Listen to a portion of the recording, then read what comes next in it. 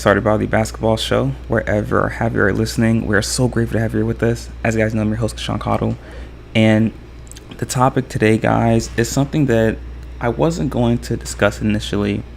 However, I feel like it's pertinent for us to discuss since I've allowed it to digest, allowed myself to digest the topic as a whole. And that's the concept of nepotism.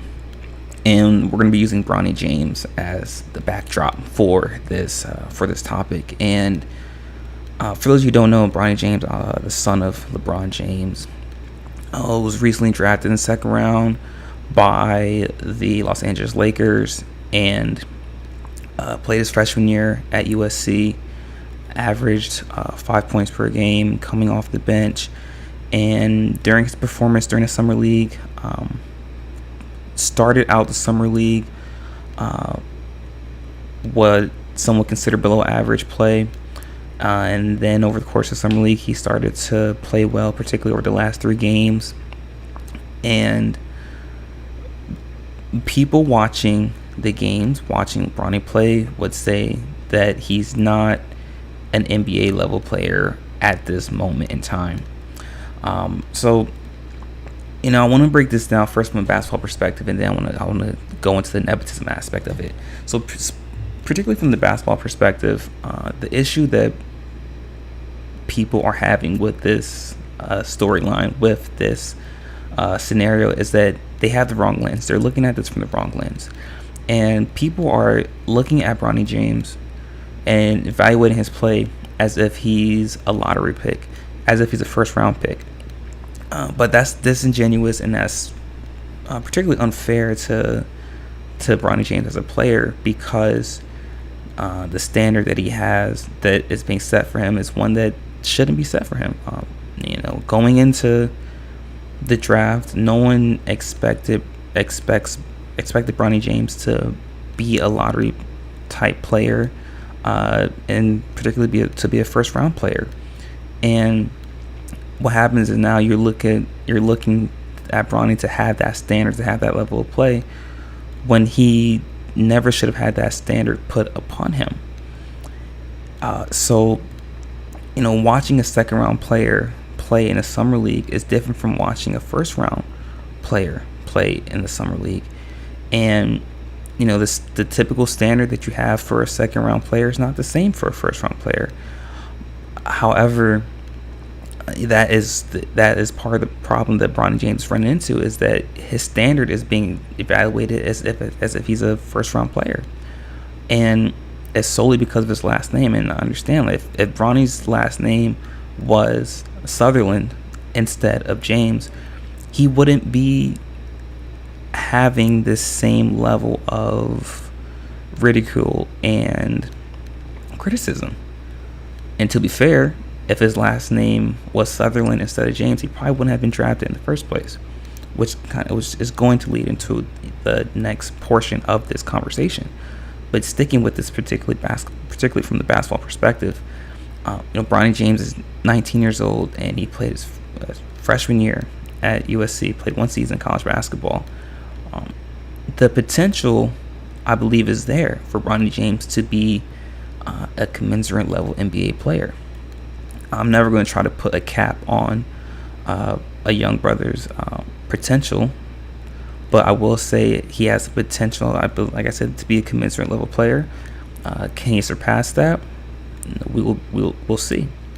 But do I see potential in him? Absolutely, I absolutely do. At this point in time, is it there? Is he a commensurate NBA level player right now? I wouldn't say that. But you are in the NBA for a reason, and no one can take that away from you, no matter what your last name is, no matter who you are. And by hook or by crook, you are in the NBA. So the potential is there for Bronny James. However, you have to look at it from the perspective that he's 19 years old. He's a second round pick. He's currently going to be on a 2-way contract, if I'm not mistaken. If I'm wrong about that, one of your brothers can correct me. So he has a lot of potential, but he's he's got room to grow, and he's not at the level where he needs to be, or he's not at the level where a commensurate NBA player should be at. But like I say, he's only 19, and he has a lot of room to grow, and that's the lens we should be looking at this. But however, having that last name of James comes with the territory. You're going to be criticized extensively throughout the course of your career. But I'm well aware that that's something that he's prepared for. I'm sure that his family, his father, has prepared him for that. So we have to be unbiased when evaluating Bronny James. We had to evaluate and compare him to the other second round players, or other players that are drafted in the second round, if we're going to truly evaluate his potential and his level of play. And purely from a basketball perspective, that's sort of the outlook that we should be having when evaluating Bronny. Now, when we get to his last name of James, and we start to leak into the nepotism aspect of everything, it's very interesting to me, once evaluating this this dynamic, how. Now, I want to address it from the so-called black community, that as someone who's so-called black, when you see Bronny James be able to get an opportunity like this solely because of his father, there's no mistake that the Lakers drafted him solely because LeBron James had a high-level influence on that. And we're staying two-dimensional on this. It's very clear that nepotism played a factor in Bronny being able to get drafted. And it's interesting to me how something that's always talked about in the black community, so-called black community, is nepotism, and how it takes away jobs. It takes away jobs from people who were qualified for it. And obviously when we speak of nepotism, oftentimes we're talking about it from people who are not so-called black. And we talk about how it's taking jobs from so-called black people, the concept of nepotism. But once we see a so-called black person in a position of power to provide jobs for their sons, for their children, we're then quick again to talk about the concept of nepotism and how it's disingenuous and how it takes away jobs. So that concept, that perspective is interesting to me, because you would expect that, as once you see someone that's so-called black be able to provide a position, a job for their son or for their child through nepotism, you would think that you would garner the support of the so-called black community. But that's not the case. And something that I've noticed is that in the so-called black community, sometimes we struggle with giving support and giving admiration to other people in the so-called black community. And I believe where that stems from is, so as so-called black people, we're so talented, we're uberly talented, and we're filled with so much potential just naturally in our spirit, that when we see other people be successful and we see other people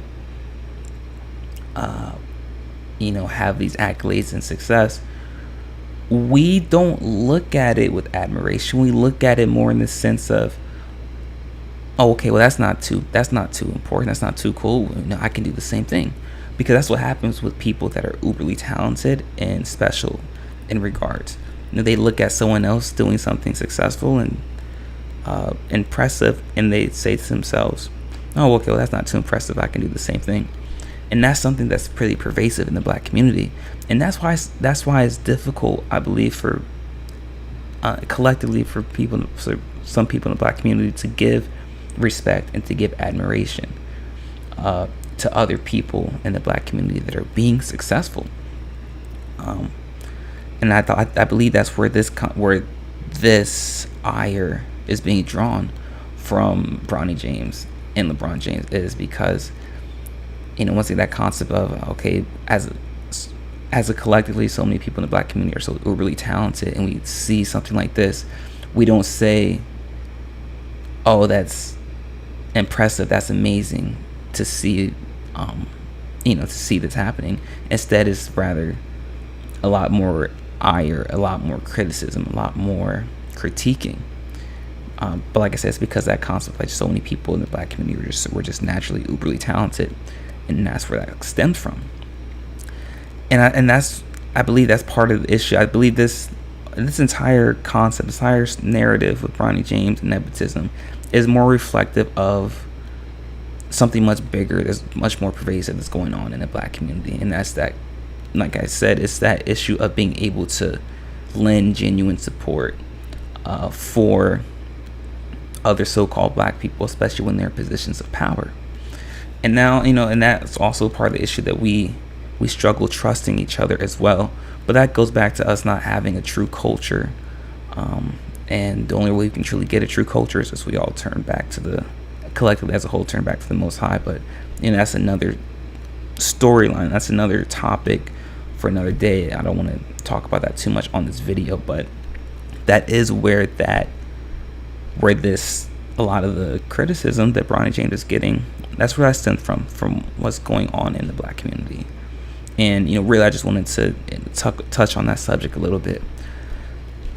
But that's where Bronny James is at least a narrative, at least from my perspective, is, listen, he's a second round player. I believe he has potential to be a commensurate player in the NBA. I'm not going to put a cap on his potential. I will never do that to a young brother. But it's not fair to evaluate him as a first round, to evaluate him at the standard of a first round player. But to whom much is given, much is required. With the last name of James, you're going to have that stigma. You're going to have that constant criticism moving forward throughout his career. And with the nepotism, from a basketball perspective, I don't, you guys know how I feel about LeBron James, or what I think about LeBron James, and where he ranks among the all-time greats in his style of play, and is it truly conducive to winning basketball. Despite all of that, I believe it's impressive and it's amazing that he was able to use his position of power to get his son a job in the NBA. And not to get too much off on the tangent, but another thing that this storyline reveals about the black community is that we're too focused on things that aren't conducive, that aren't truly impacting the black community. And we're talking about nepotism in a sports league, right? But when really we should be talking about nepotism in other fields of work, i.e., like in the political landscape, in the political field, in the finance market, in the business market, even in the law enforcement field, the law enforcement department, in other more impactful fields of work on the black community, so-called black community, as opposed to just the sports field. And that just draws attention to us in the so-called black community, putting so much impact and so much light on people in the entertainment industry, and how, as a so-called black community, we're the only community that looks to people in the entertainment industry, i.e. sports and music and dance, and like in that sort of realm. We're the only people that look for people that work in those fields to be leaders of the black community. We're the only community that does that. And once again, it just sets light on us not truly having a culture. Malcolm X spoke on that quite a bit, and other other people in the past have talked about this concept as well, that we have to stop looking for people in the entertainment industry, the entertainment world, to be leaders for the so-called black community. And once again, this is also something that this storyline sort of reveals about the black community.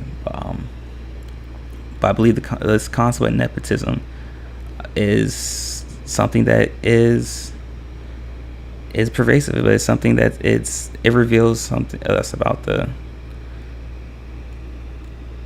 where we are at as a collective. But